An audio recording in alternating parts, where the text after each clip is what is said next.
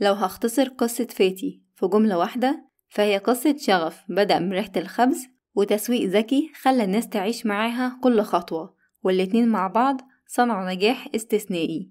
شغف حقيقي وتسويق ذكي. قصة النهاردة من سلسلة احكي قصة نجاحك هي قصة نجاح فاتي دونتس. فاتي من وهي عندها 14 سنة اكتشفت حبها للخبز والحلويات. كانت بتحب المعجنات وتشتغل بإيديها وتشم ريحة الخبز الجميلة. ما كانش حد يتوقع إن اللحظات البسيطة دي في حياتها هتبقى قصة نجاح كبيرة. كانت بتحلم وتتكلم مع صاحبتها من وهي في المدرسة عن شغفها بالحلويات وإن يكون ده مشروع عمرها. كبرت ومع كل سنة كان الحلم بيكبر جواها، فقررت تمشي ورا شغفها وسافرت وأخدت كورس غير حياتها ودخلها في عالم تاني زود حبها وشغفها وتعلمت منه حاجات كتير وأثرت فيها جدا. بعد ما رجعت مصر ما كانش فيه معدات غالية ولا مكان كبير ولا فريق عمل يساعدها.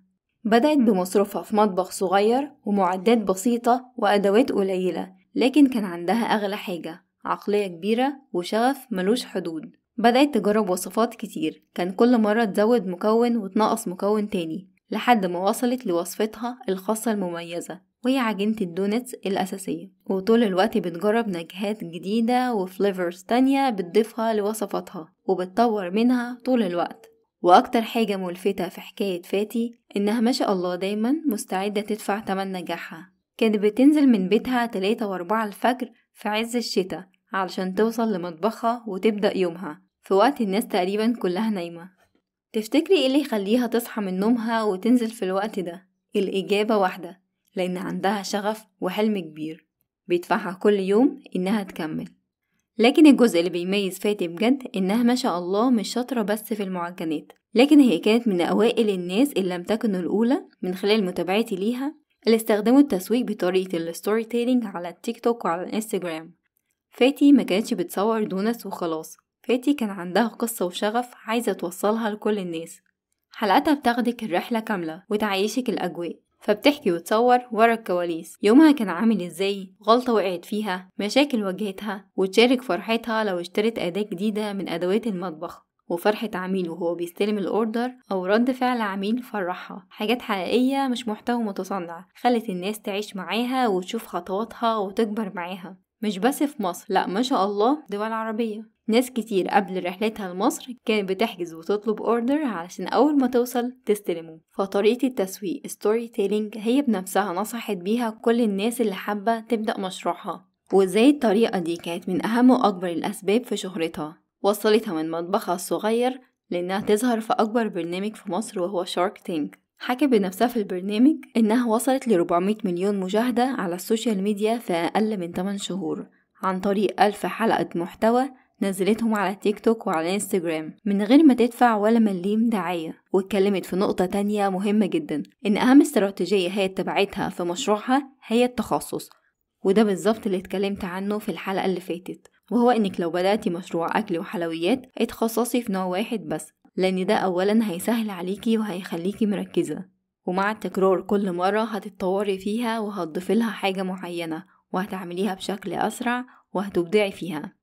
ودلوقتي تعالي نشوف أهم الخطوات العملية من قصة فاتي علشان تطبقيها. رقم 1: ابدأي من اللي انت بتحبيه بجد. شفتي فاتي وهي ما شاء الله مستمتعة برحلتها لأنها اشتغلت الحاجة اللي بتحبها ولقت فيها شغفها من وهي صغيرة، فوصلت ما شاء الله فيها لمرحلة الإبداع. ولو انتي مش عارفة ايه هو شغفك، هسيبلك حلقة مهمة جدا في التعليق المثبت تاخد بإيدك لأول الطريق، لأن قصة فاتي أصلا هي دليل ومثال عملي واقعي على كل الخطوات العملية اللي اتكلمت عنها. رقم 2: اشتغلي بإمكانياتك المتاحة دلوقتي. فاتي بدأت بمطبخ صغير، وواحدة واحدة لما الطلب زاد نقلت لمطبخ أكبر. مش لازم مكان كبير ولا معدات غالية، ابدأي من البيت بإمكانياتك دلوقتي، المهم انك تبدأي. رقم 3: اشتغلي على مهاراتك كل يوم، اتعلمي وجربي وغلطي وعيدي من تاني. التعلم العملي من خلال التجربة أهم 1000 مرة من انتظار المثالية. رقم 4: وده جوهر وأساس الحلقة، إنك تستخدمي طريقة الستوري تيلينج في التسويق لمنتجك أو مشروعك، ودي أحسن طريقة للتسويق في الوقت الحالي. وثقي رحلتك مش بس النتيجة، صوري خطواتك والشغل والكواليس، الناس بتحب تشوف الحقيقة مش الكمال. رقم 4: اشتغلي بانتظام حتى لو اليوم صعب، مش لازم تبدأي 3 الفجر زي فاتي، لكن المهم يكون فيه التزام. وصدقيني الشغف الحقيقي وإنك تعملي حاجة بتحبيها هو اللي هيصحيكي من نومك في أي وقت علشان تعمليه، وممكن تقضي فيه ساعات من غير ما تحسي بأي تعب. هو صحيح يعني هتحسي بالتعب بعدين، لكن على الأقل في وقتها مش هتحسي إنك تعبانة. ابدأي وخدي أول خطوة. هسيبلك قصة نجاح سما فت في صندوق الوصف لأنها تستحق إنها تسمع، شوفيها هتفيدك كتير. وانتي كمان لو عندك قصة أو لحظة غيرت حياتك ابعتيلي أحكي قصتك والهم غيرك. مش لازم تكوني مشهورة، المهم يبقى عندك تجربة حقيقية تستحق إنها تستمع. هسيبلك رقم واتس في التعليق المثبت، ابعتيلي عليه قصتك. ادعميني بلايك وشير واشتركي في القناة. شكرا ليكي.